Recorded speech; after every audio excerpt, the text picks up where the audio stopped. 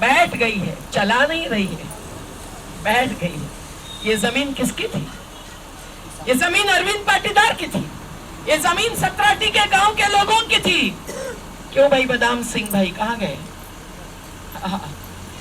लेकिन क्या आज उनको भी बेरोजगार करने का हक है इनका?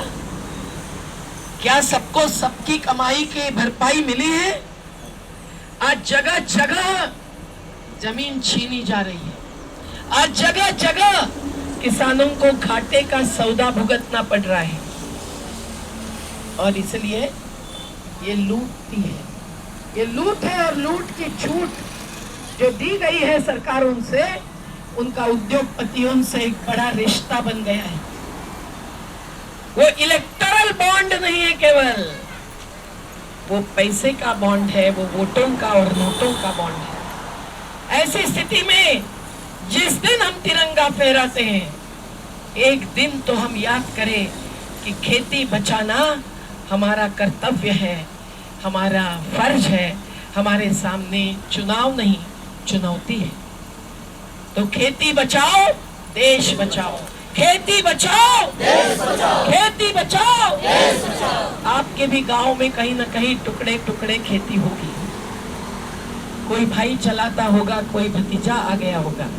पीथमपुर के एक इंडस्ट्री ने, नागदा के आदित्य बिरला ने जब 3500 लोगों को हटा दिया तो एक एक बच्चा वापस खेती पे आ गया है। लेकिन अभी अभी के आंकड़े हैं कि रोजगार कितना दिया। केंद्र की सरकार ने जाहिर किया है कि कुछ साल में हमने 8 करोड़ रोजगार दिया। आपको मैं एक वीडियो भेज दूं, वो इंटरव्यू है एक बहुत जाने माने अर्थशास्त्री संतोष मेहरोत्रा जी का। उन्होंने इसकी पूरी पोल खोल की है। आप बेरोजगार हुए, आपकी गिनती नहीं है उसमें। आपने इतनी हिम्मत से कहा कि वीआरएस नहीं, अरे आकाश भाई आप आवाज उठाओ तो आपकी आवाज आत्मा में पहुंचती है।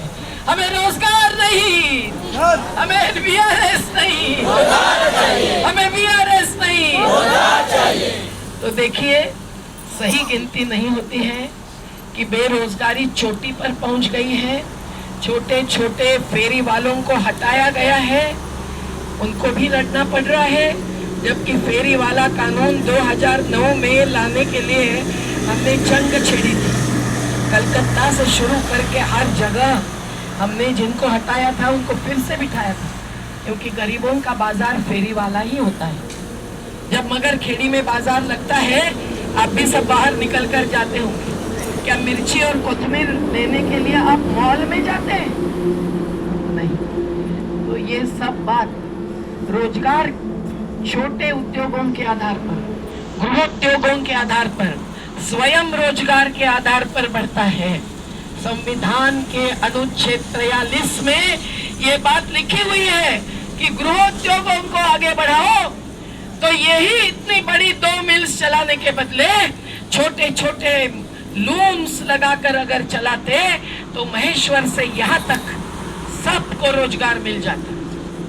लेकिन खेती खत्म करके फिर कारखाने में खींचना, चलो चलो आपको नौकरी दे देंगे ये कहकर, और फिर आपको कीड़े मकोड़े की तरह बाहर करना, ये एक बहुत बड़ी साजिश औद्योगिकरण के नाम पर आज चल रही है। और यही उद्योग है जिनके अवशिष्ट पदार्थ अजनार में फेंके जाते हैं, अजनार से कारम में और कारम से नर्मदा में पहुंच गए। और मेरे पास टेस्ट रिपोर्ट होते हुए अभी परसों के रोज कोई माध्यमकर्ता पूछने आए कि नर्मदा के जल के बारे में